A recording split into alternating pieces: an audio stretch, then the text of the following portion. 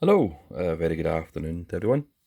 Just a quick video. I had a wee stumble yesterday on my kits. First of all, I just wanted to say a big thank you to everybody that took the time to leave a wee message on Facebook regarding my birthday to wish me a happy birthday. That was really kind. I was going to reply to everybody. Oh, your brush decided to kick in. I was going to reply, but it was just too many, so I just done the one reply and done likes. Right, back to the kits. So yesterday, I had built myself up to do the pigments and the weathering on the 6 vehicles I'm working on. I wanted to do these two first, the two for the kind of mid-war period. I wanted to do them in a Russian dusty Russian setting. Now, I had a bit bother before. I'll just move these back now. I did, sorry for the arm, the freckles. I did pigments and dirt deposits on these, and then I varnished them, and I didn't realise you weren't to make varnish afterwards. And obviously the varnish turned everything to a kind of dark tone of what it should be, the pigments. Now, it still looks okay.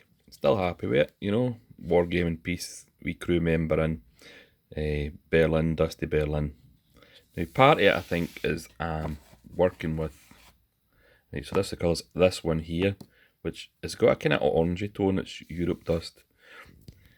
Very lucky that this one wee David gave us. Very lucky that I've got a friend in our club, Alan Jameson, who supplies AK products, which is the Abteilung 502 as well.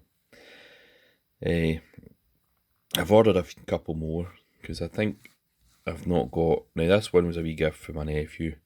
It's a dust powder, and it works well with this one. The MIG product one with the AK. This one scares me. Now, I tried to mix it through. Created a wee palette, mixed through. Try to get different shades.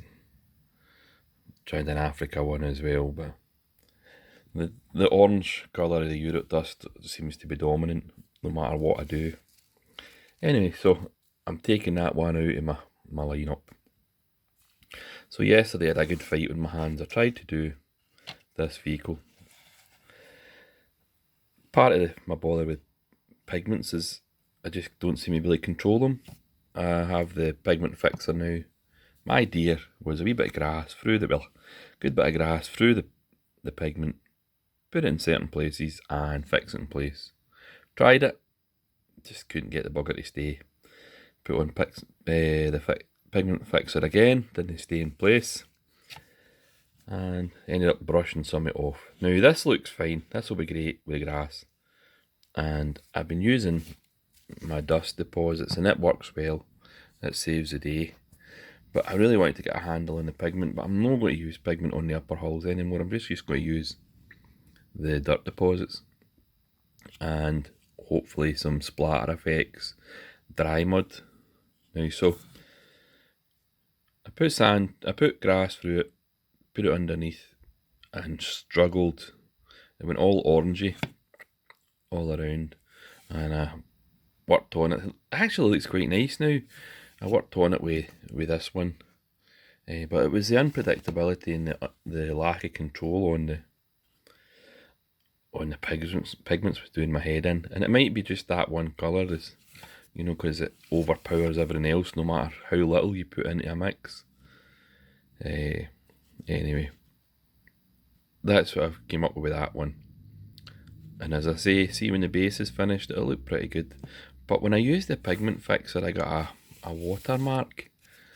It really bugged my head. I don't know if you can see that there, just in there and at the front. So I'm going to have to hit these with matte varnish again. I left a watermark because I tried it just the pigment on its own first, with the grass, and yeah, it just stained a wee bit. So I've been doing my head in. Anyway, so I'm putting them away. I'm not doing another one until I get the other colours in. I've ordered for Alan one that I think is going to be a middle colour to that. I think it's 3O at the end of it. That seems to be the one that everybody uses when I've searched the videos.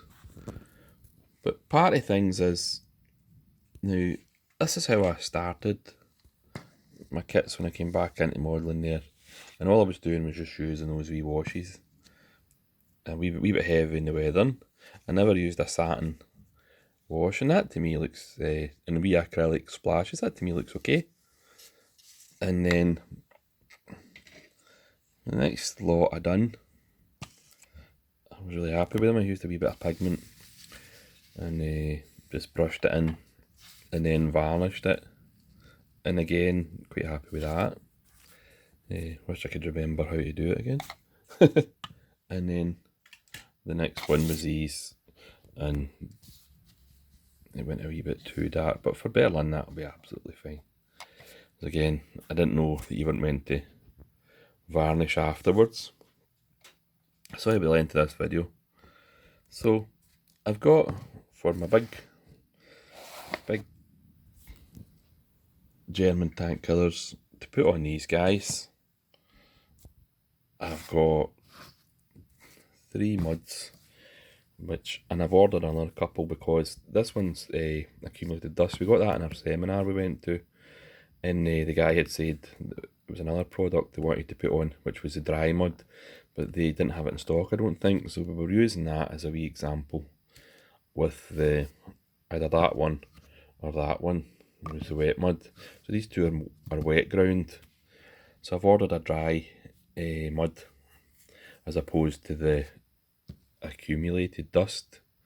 So I don't want to go to these until I've got the products. My mate Alan, I've ordered them for Alan. Great help having Alan down the road to help out with them. So instead of doing tanks, I'm moving over to something to my comfort zone. Some infantry. So I've got 2 days left. I'm going to try and paint up these infantry for a wee change before I go on to the big guns. Big self-propelled guns. Ooh. Anyway, sorry for the waffle of the video. Just my trials and tribulations of learning how to weather stuff. I'm sure it's just myself. The guys, I look at the stuff the 1/35 scale guys do. Maybe I'm over weathering stuff because it's small scale. And the weathering, I think I've just been unlucky on my combinations. But powders, I don't think I'll be using them on top. I think I'll just stick to the dirt deposits, the enamels, which look really nice, you know, if you just put them around those wee grooves round about. And I'll maybe try a wee bit of the dry mud with a wee bit of grass through it for putting in, say, just under the oil tanks and at the front. I don't know, see how it goes. Okay, happy modelling, happy wargaming, bye for now.